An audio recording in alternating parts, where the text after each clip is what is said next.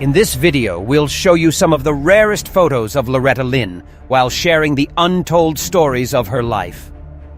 On stage and in interviews, Loretta always appeared to be the happiest woman alive.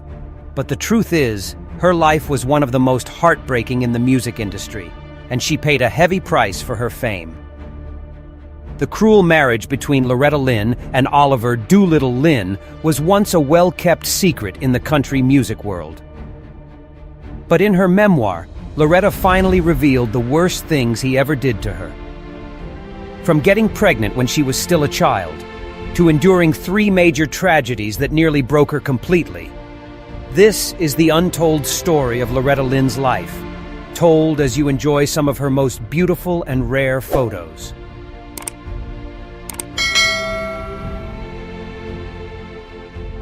Loretta Lynn was born Loretta Webb in 1932 in Kentucky.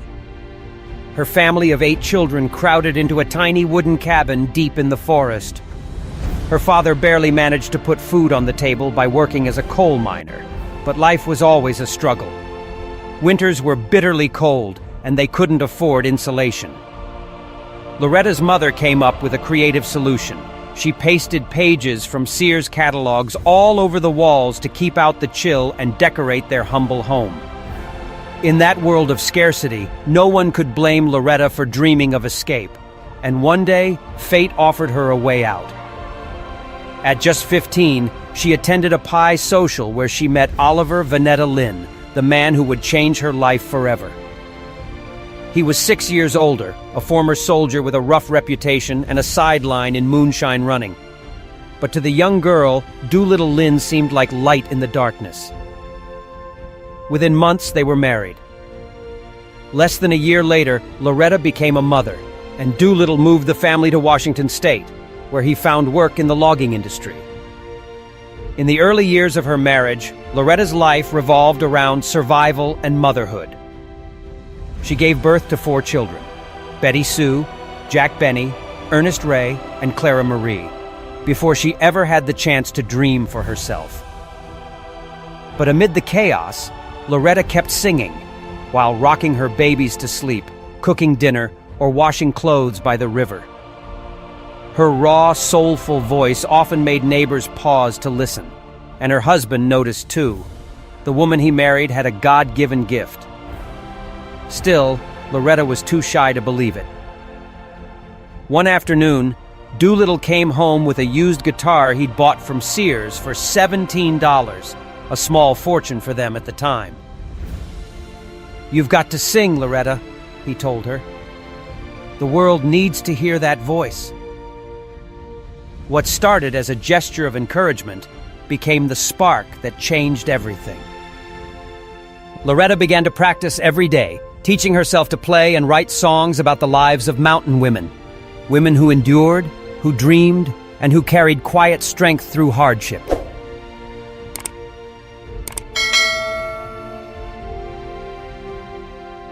The turning point came when Doolittle convinced his wife to enter a local TV talent show in Tacoma. Loretta stepped onto the stage trembling, her fingers still clumsy on the guitar strings, but the moment she began to sing, the entire room fell silent. Her voice was pure and honest, echoing straight from the heart of Appalachia. She won first place, though the prize was only a wristwatch. Yet something far more important happened that night. A man named Norm Burley, a Canadian investor who happened to be watching, was captivated by her voice. Burley decided to take a chance on the young girl from Kentucky. He brought Loretta to Hollywood to record her first song, and after hearing the playback, he was so impressed that he founded his own record label, Zero Records, just to release her music. But Loretta and Doolittle weren't the kind of people to sit around waiting for luck to knock. They believed that if you wanted a dream to come true, you had to chase it yourself. So the couple hit the road across America. They mailed thousands of copies of Loretta's debut single, "I'm a Honky-Tonk Girl," to radio stations, along with a photo of her in a handmade dress. When no one responded, they took a bolder approach, driving from station to station, knocking on doors, and handing the records out personally. asking DJs to give it a spin. With no money for hotels, they slept in their car, ate sandwiches in public parks, and kept moving from one state to the next. Finally, they reached Nashville, Tennessee, the heart of country music, where fortune at last began to smile on them. To their disbelief, "I'm a Honky-Tonk Girl," the very song they'd hauled across the South in an old pickup truck, had climbed onto the Billboard Hot Country Songs chart. Not just made it, but reached number 14, an extraordinary feat for a debut single. Loretta's heartfelt voice began to attract attention from major artists and bands. The first invitation came from the Wilburn Brothers, followed by Ernest Tubb, host of the famous radio show Midnight Jamboree. That broadcast changed her life forever. After it aired, Loretta received a call from the Grand Ole Opry, the sacred stage of country music. For any country singer, performing at the Opry is the ultimate dream. For Loretta, it was proof that her voice had truly touched the hearts of people across America, and it marked the defining breakthrough of her career.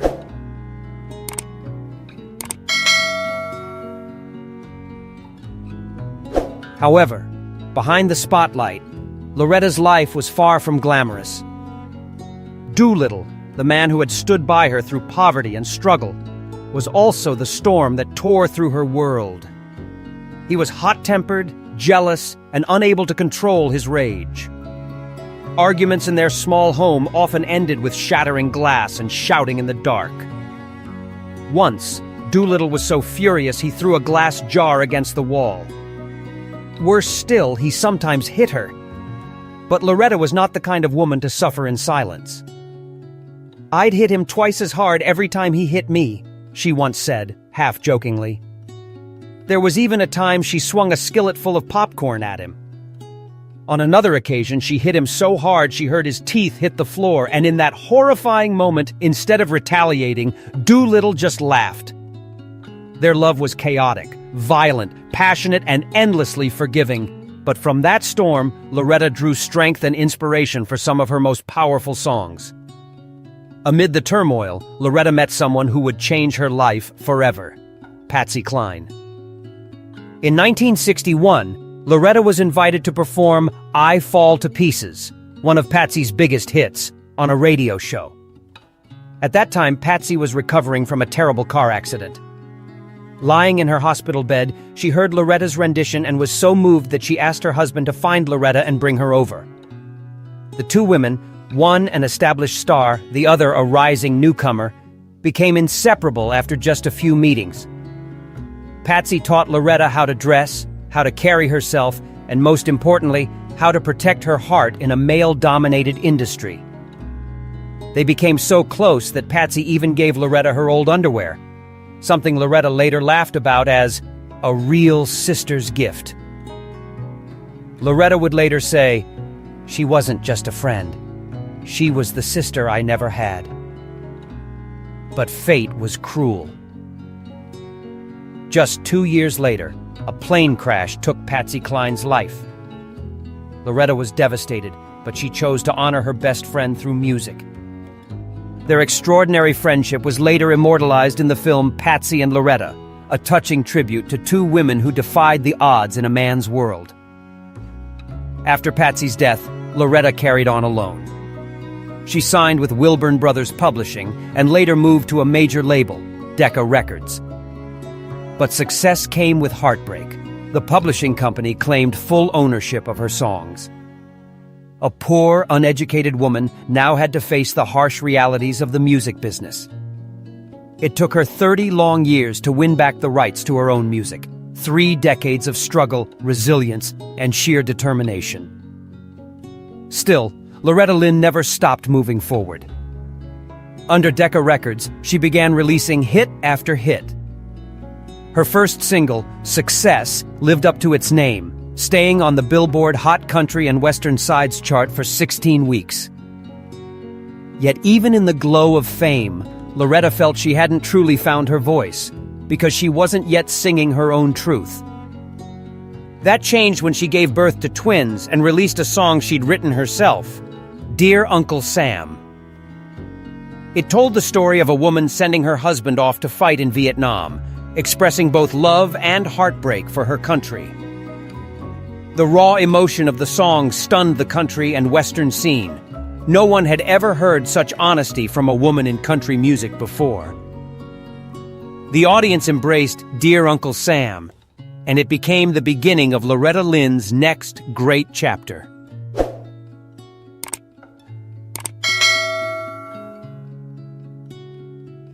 Two years later, in 1966, Loretta Lynn's life took a turn no one could have predicted. At just 34, she became a grandmother, a fact that sent shockwaves through Nashville. Her eldest daughter, only 18, had just given birth. Suddenly, the Lynn household was bursting at the seams, filled with the sound of babies crying and footsteps echoing through the small home. They needed a bigger, quieter place to live. That's when fate led them to a strange new chapter, an old farm nestled in the heart of Tennessee. Loretta later recalled that she and Doolittle had only meant to buy a house, but when they signed the papers, they realized they'd actually bought an entire small town called Hurricane Mills. From that moment, Loretta wasn't just the queen of country music on stage. She became the lady of her own town, a living embodiment of the American dream in the Southern sun. During one of her tours, while she was getting ready backstage, a woman approached her in tears, complaining that another woman was trying to steal her husband. Loretta smiled calmly and said, "Honey, she ain't woman enough to take your man." That offhand remark lit a spark in her mind. Just weeks later, she turned it into the song, You Ain't Woman Enough to Take My Man, and it exploded across America. It was a historic moment. For the first time, a female country singer had written and performed her own song that hit #1 on the charts. With her raspy, defiant voice, like the sound of every woman who'd ever been hurt, Loretta became a new kind of feminist icon, though she never thought of herself that way. To her, music was simply the only place where her pain could find peace. But behind the dazzling spotlight, her life remained stormy. Her marriage to Doolittle, the man she had loved so fiercely as a young girl, was falling apart. He cheated constantly, drank heavily, and grew cruel and volatile. When Loretta discovered one of his affairs, she tried to salvage her dignity by writing a letter to the other woman. But when Doolittle found out, he simply said coldly, "Mind your own business. I don't love you anymore." Those words cut her like a knife. Loretta stayed silent, but she did what she always did, turned pain into music. In 1968, she released Fist City, a fierce anthem of betrayal and defiance. "If you mess with my man," she sang, "you'll find yourself in Fist City." The song shocked audiences and even got banned by several radio stations for being too aggressive. But for millions of American women, Loretta had given voice to their rage, their strength, and their truth. Raw, fearless, and unapologetically real. Despite her rising fame, Loretta's private life was marked by loneliness. Each time she came home, she never knew whether Doolittle would be waiting with a smile, a bottle, or a fist. She once admitted, "There were days I just didn't want to go home at all." That harsh reality made her music even more authentic. It wasn't written in ink, but in blood and tears. Then came another heartbreak that nearly broke her spirit. Her dearest friend, Patsy Cline, had once confided that she didn't think she'd live long. No one believed her, until 1963, when Patsy's plane went down. Loretta received the news in tears. In one night, she lost her mentor, her sister, and her faith that life could ever be gentle again. But out of tragedy, Loretta Lynn was reborn. Entering the 1970s, she carried with her the strength that Patsy had instilled, to stand tall, keep singing, and tell her story for every woman who couldn't.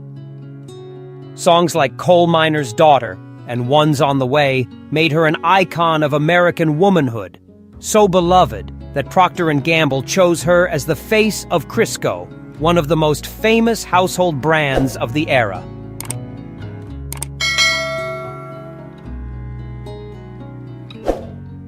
By the late 1970s, when the Academy of Country Music, ACM, named Loretta Lynn Artist of the Decade, she shattered every gender barrier in the industry, becoming the first woman ever to receive that historic honor.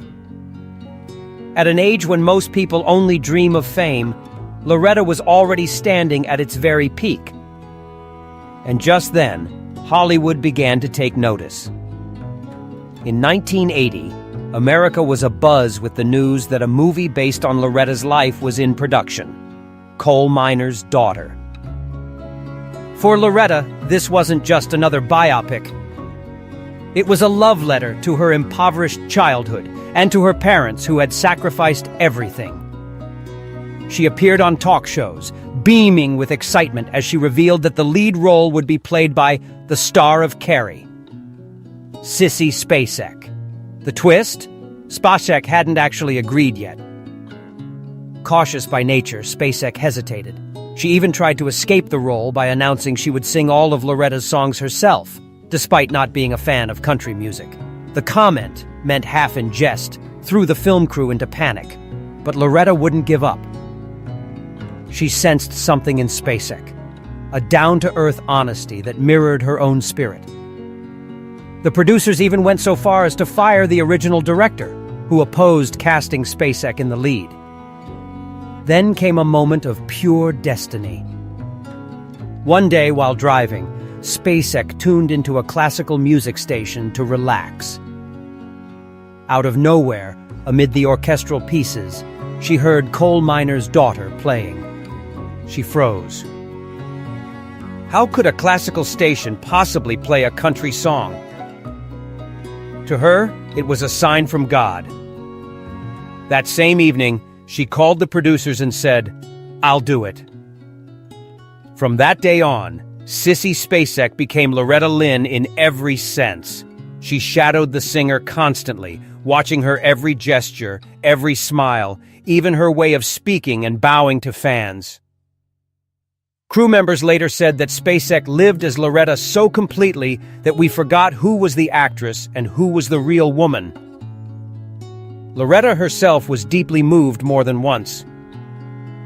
When she arrived on set and saw Levon Helm, the actor playing her father, she burst into tears, convinced for a moment that she was seeing her father's ghost. The makeup team had captured him so perfectly that Loretta couldn't hold back her emotions. Doolittle, however, was not as easily impressed. He was irritated to learn that Tommy Lee Jones would play him, until the actor decided to truly get into character. Jones drank real moonshine, drove recklessly through town, and was eventually arrested for disorderly conduct. The next morning, Doolittle laughed and said, "That boy's crazy. He's perfect for the part." The two became fast friends. When Coal Miner's Daughter premiered, it was nothing short of a cultural earthquake. The film topped the U.S. box office, earning over $3.6 million in its opening week, and went on to receive 7 Oscar nominations and 4 Golden Globes. Critics hailed it as one of the greatest biographical films ever made. And in a beautiful twist of fate, Sissy Spacek won both the Academy Award and the Golden Globe for Best Actress, for portraying the very woman she had once been terrified to embody. Loretta Lynn's life story, full of hardship, fire, and unstoppable willpower, had captured the heart of an entire nation.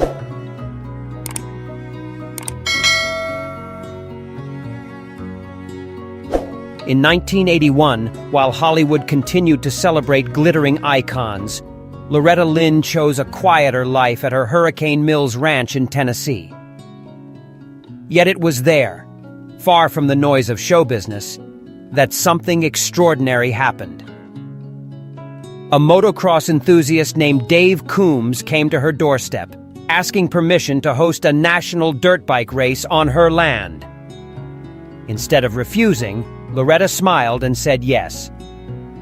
From then on, every year, the roar of engines across those green fields became a familiar sound of the American South.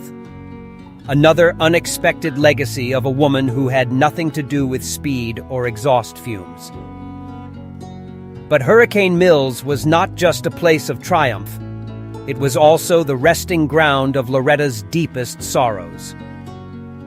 In July 1984, her son Jack Benny Lynn left home on horseback, riding along the calm waters of the Duck River beneath the summer sky. No one knew that, within minutes, he would be swept beneath the surface. When rescuers found him, his horse was still standing on the riverbank, trembling. Loretta, who was hospitalized for exhaustion after a long tour, received the telegram announcing his death and collapsed in grief. "There is no pain crueler than losing a child," she wept, "and it never leaves you." Tragedy seemed unwilling to let her go. In the years that followed, Doolittle Lynn, the man who had been both her anchor and her storm for half a century, began to decline from alcohol and illness. He underwent heart surgery, then suffered from diabetes that led to severe complications. Loretta stepped away from the spotlight, devoting herself entirely to his care. Despite the betrayals and the years of shouting matches, she remained by his side until the end. In 1996, just 5 days before his 70th birthday, Doolittle took his final breath. The big house at Hurricane Mills fell eerily silent. Loretta later said that learning to live alone after a lifetime together was a lesson more painful than any sad song I ever wrote. She began to reflect on her life. The girl who married too young because her father said she should. The woman who spent decades listening to her husband's voice louder than her own. And yet, in a paradox as heartbreaking as it was beautiful, that very man was the reason for her success. "If it hadn't been for Do," she admitted, "I'd never have had the courage to stand on a stage." Love and pain had become one, inseparable, eternal. Years later, when loneliness became her closest companion, Loretta wrote "I Can't Hear the Music," a song whispered to the spirit of the man she once fought and loved in equal measure. Every line carried forgiveness, gratitude, and a quiet ache that time could never erase. Then, something miraculous happened. At age 72, Loretta teamed up with Jack White, the rebellious frontman of a new generation. Their collaboration produced the 2004 album Van Leer Rose, raw, powerful, and alive with truth. The album soared to number 2 on Billboard's country chart, bridging generations, a legend of the 20th century and an icon of the 21st. Loretta Lynn lived exactly like the songs she wrote, simple, fierce, and achingly real. She was a wife who endured abuse, a mother who buried a son, and an artist who turned heartbreak into art. But above all, she was the embodiment of gentle strength, the kind that makes a nation bow its head in respect. When her story finally came to a close, the world didn't just remember the timeless country hits. They remembered the woman who stood in the middle of life's storm and kept singing, not to forget, but to keep on living.